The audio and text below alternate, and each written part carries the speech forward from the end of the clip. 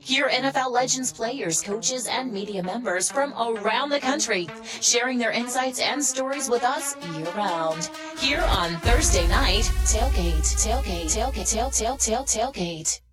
Better welcome back Mr. L.C. Greenwood. L.C. is becoming a little bit of a regular on the show, and we can't be more honored and tickled pink about that. So, L.C., how are you tonight? Well, it's a little late, and at this stage of the game with me, it's about bedtime. We won't keep you too long. We'll try not to keep you very long, LC. To be honest with you, it's getting close to mine, too. Well, I know you guys are young kids, and you're all Super Bowl hyped up, so I just thought, I didn't think you would sleep at all this week. Well, yeah. On some level, LC, I'd like to sleep and wake up on Monday and find out who won. Because I got, like I've said all night long, I got no good outcome with this game. So, let's talk a little bit about your Super Bowl experiences. Obviously, your first one was down there in New Orleans. With this game being played there, does it bring back memories for you for that first trip in Super Bowl IX? Well, actually, I just thought about that since you brought it up.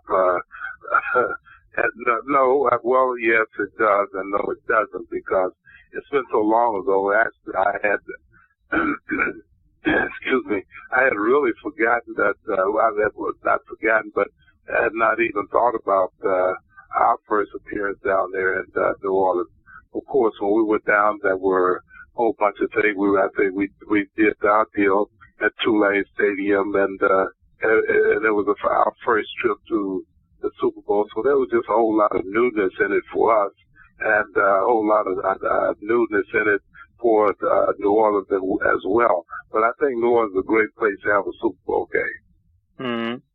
So I heard an interview not that long ago, it was replayed with Joe Green, and he talked about when you guys got there, Chuck sort of let you guys go have some fun for a couple of days, and that seems to me, from what I've heard about Chuck, that seems out of character for him. Am I wrong about that? Then he was more loosey-goosey than we maybe give him credit for?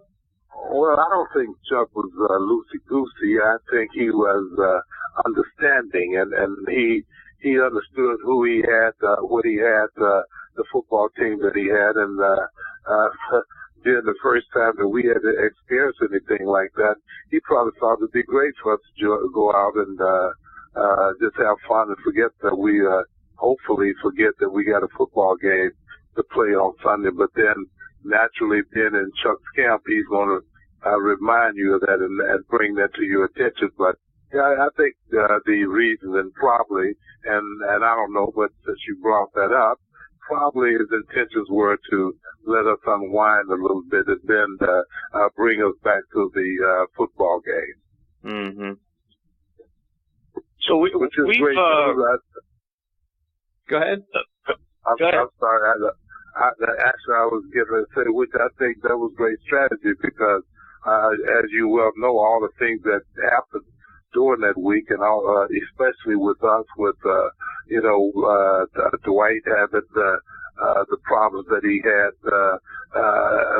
before the game, the whole week before the game, and rolling out of the hospital bed on Sunday morning and going out pumping up with fluids and going out to play the game, and then the things that we did on the field defensively. And Franco, I think, set the first Super Bowl record, I think, because he won the MVP in that game. So there was just a whole bunch of things that happened, because there were guys out there that didn't know anything about Super Bowls on our side.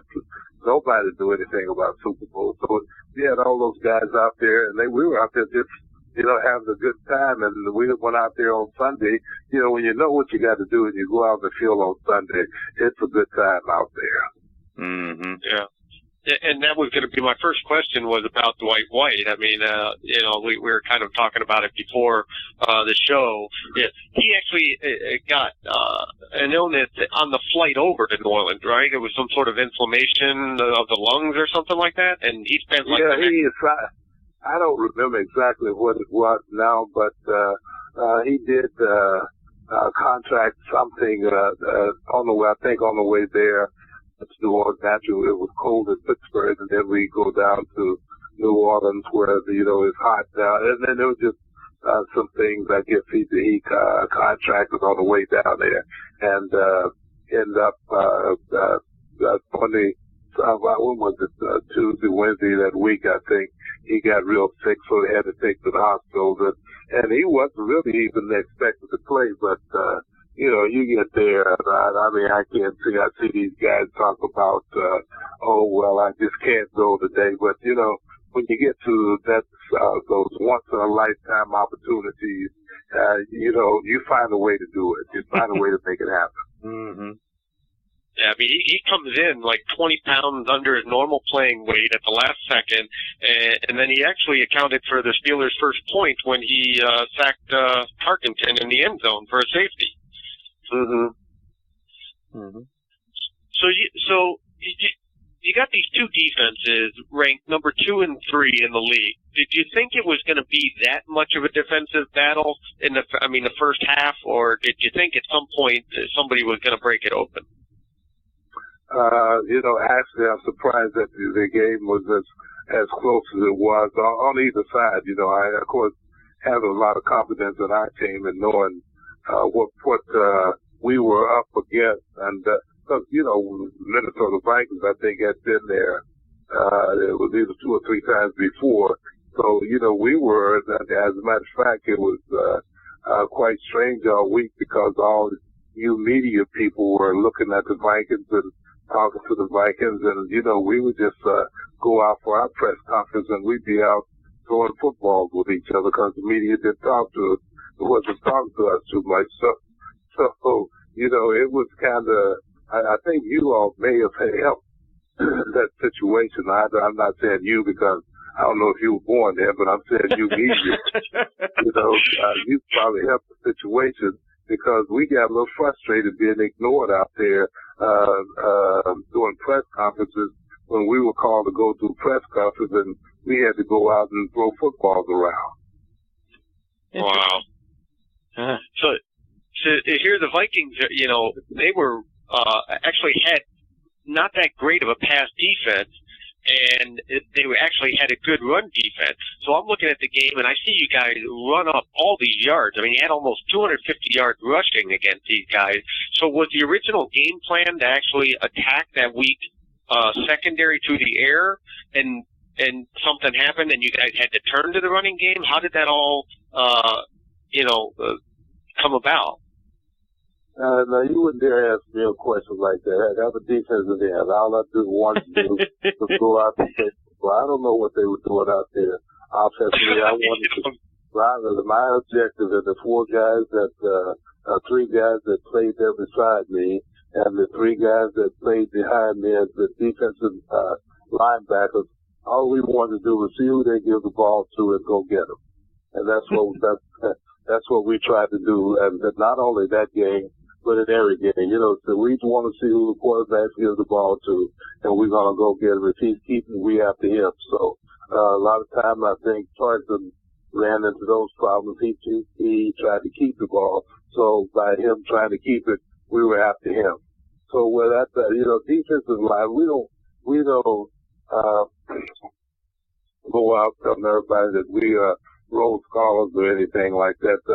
As a defensive lineman, your job is to go get the person that has the football. But wherever that football is, that's where we go. We don't know what we go in the meeting rooms and sit there while the coaches are sitting there drawing up the X's and O's and all that kind of stuff. We are looking at each other, talking about other things that don't even pertain to football. All we want to do is just go after the person that has the football. So we don't understand all of that stuff you talk about. Well, he gave it to Franco, and he ran all through the defense. Well, those guys didn't see who they gave the ball to, or they didn't want to go get him because that's not what defensive linemen do. Interesting. So we like to try to make it quite simple, and since the game is called football, and you go tackle a person for football, so that we'd like to make it quite simple. We want to go to the person that has the football and try to do that. That's why they call us defensive linemen. They don't give us no other names, no great names like linebackers or stuff like that. It's defensive end, defensive tackle, and that's what we do. Beat up people or get beat up trying to get to the football. So, and we talked a little bit about this last time we had you on the show. When we had Levon Kirkland a few weeks back, and Levon talked about trying to corral Kevin Green and Greg Lloyd, and he'd be in there trying to call signals, and they'd look at him going, "Oh, we're not running that." And you go, "What do you mean? That's a play call. We're not running that. We're going to do this." So it sounds like, you guys get in the huddle and they're calling some sort of plays before you guys looking at each other like, "Look, I'm going after the football. I don't care what the play is. I'm going after the football." Did you guys, is that just relentless? We're pursuing the quarterback until he hands it off to somebody, and when he hands it off to that guy, we're going after him. There you go. You football scholars, as we like to call them, try to make this thing more complicated than it is. It's not easy for me playing defensive line, weighing 225, 230 pounds, to go up against some offensive lineman weighing 300 or 3-something. I can't go sit there all day and fight with this guy and then try to go where the football is. That's all he want to do. The big fat guy want to hold on to me while I'm trying to run around him. That's after whoever the quarterback targets or whoever or trying to run around somebody to get to whoever's running the football. I'm trying to run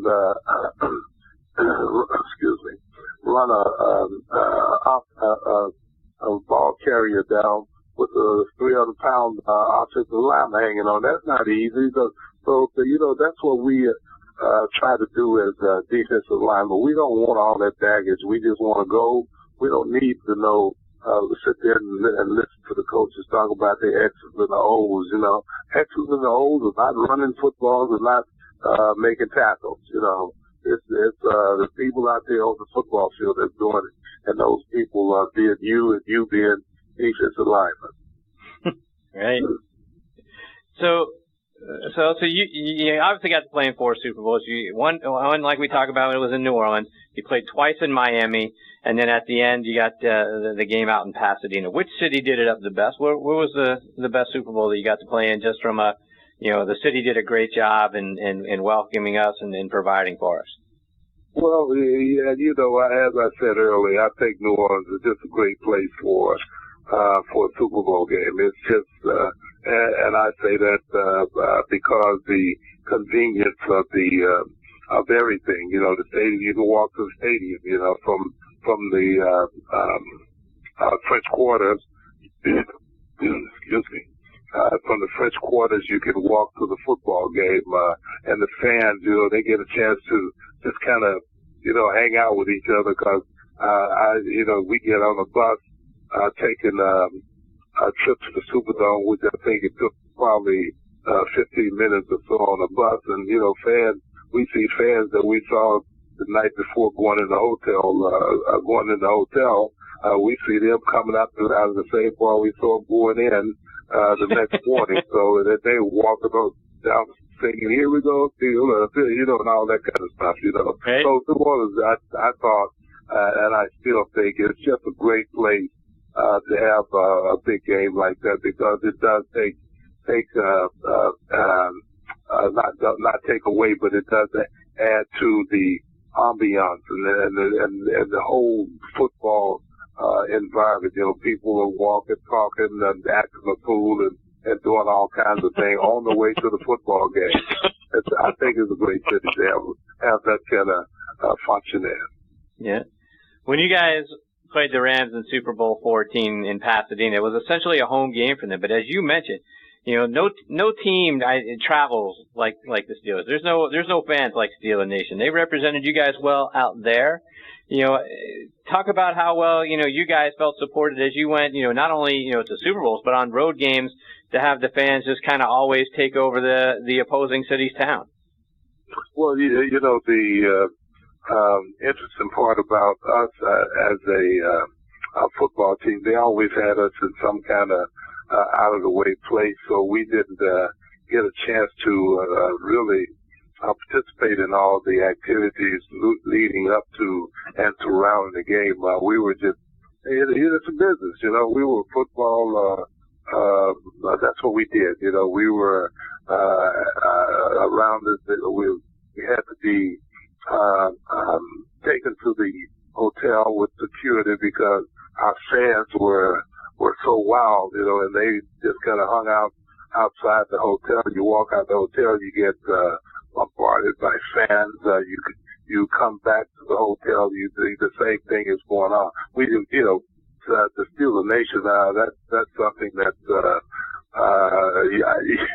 you can't really describe. You just have to be a part of it. We got some serious fan, and it just grew and grew and has grown and still growing. And it's almost, when you talk about football, if you're not a member of the Steeler Nation, then you are not really a football fan. There you go. See, I knew I'd feel better when you came on the show.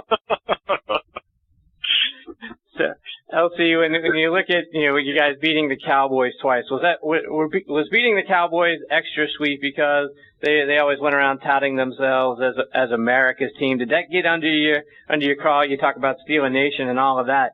As them calling themselves America's team, did that give added incentive to prove to them that they weren't? Well, I think it just put added pressure on them because everybody talks about the Dallas Cowboys as America's team. I think that just kind of put added pressure on them to go out and win a football game. So and it's tough to have to go out and win a football game when you got a team that's pretty good on the other side of the ball. Now, if you got a team on the other side of the ball that's not pretty good, and we were just not a mental football team. We were very physical. And then of course we proved that we could go out and play with those guys those teams that were wanted to be and were very physical, like the Raiders and the Oilers and was another team that was very fit. I think it was Cleveland at that time. We could go out and play with those very physical football teams, and then we could go out and play very well with those guys that thought they were road scholars, like the Dallas Cowboys and the San Francisco 49ers and, those kind of guys, the football team. Mm-hmm. So, LC, one last thing before we let you go. One of my favorite quotes, and I've got, all the Steelers videos, and the one that you were a part of, the America's Game video that you were a part of about Super Bowl 14, a quote that you had in there says, "If you got it in the heart, all that other stuff doesn't matter." And that's something I take to heart every day. I think that's a fantastic quote for how you live your life. And I just wanted you to know that made a difference in mine, and I appreciate that very much. And I appreciate you coming on the show as often as you've been a part of it, because you're fantastic. And you make me feel better every time I hear your voice. Well, thank you very much. And just remember, that just doesn't, it's just not true for a football player, and a football game. That's true for life in general. If you got it in your heart, then whatever you want to do, however you want to do that, you can some kind of way get it done. So, you just got to be focused and stay pointed toward the target. There you go. LC, thanks for giving us a few minutes of your night. We'll let you get on with it. Thank you for being here. Thank you for being such a great guest and being willing to join us periodically. We hope to keep the relationship going and talk soon. All right. Thanks very much, guys. Have fun. Enjoy the game on Sunday. And are you in New Orleans? No, we didn't make it down to New Orleans. Disappointed to say so. Oh, okay. Well, you'll be like me if you get a chance, turn the TV on. Yeah, absolutely. You can count on All that. right. Okay. All right, LC. Take care. All right. Thank you. Good night. Bye. There you go. I feel better now, Ange. It was tough getting through the show, but now I feel better. How does he go ending his interview like that? He with this eloquent, little quotes and everything, and before that he's like, "Oh, we're just a bunch of dumb football players just trying to find the guy with the ball." Very simply, kept it simple. That's all. No big deal. Was that the same guy that was in the first part of the interview? Indeed.